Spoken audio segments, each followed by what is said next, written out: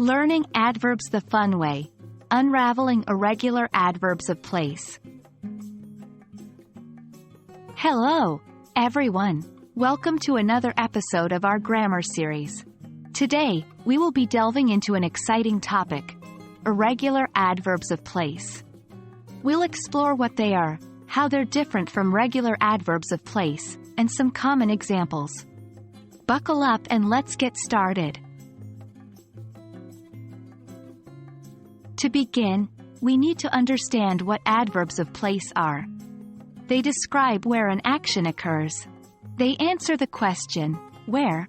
For example, in the sentence, he's swimming outdoors. Outdoors is an adverb of place. Most adverbs of place are straightforward. They're typically formed by adding "ly" to an adjective.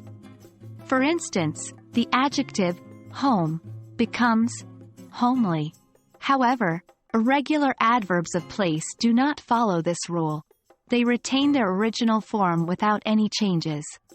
Examples include words like home, upstairs, downstairs, abroad, and outdoors. It's important to understand how to correctly use these irregular adverbs of place in a sentence. They can appear at the end or in the middle of a sentence. For example, 1. She lives abroad. 2. Please, come upstairs. Now that you've learned what irregular adverbs of place are and how to use them, it's time for some practice. Here are a few sentences for you to try. 1. They've gone _____.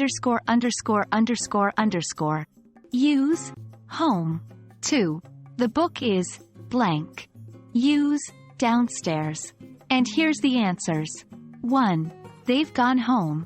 2. The book is downstairs. Well done! You've made it to the end of our lesson on irregular adverbs of place. I hope you found this enlightening and fun. Remember, the best way to learn is through practice, so try using these adverbs in your day-to-day conversations. Keep practicing and, as always, keep having fun with English.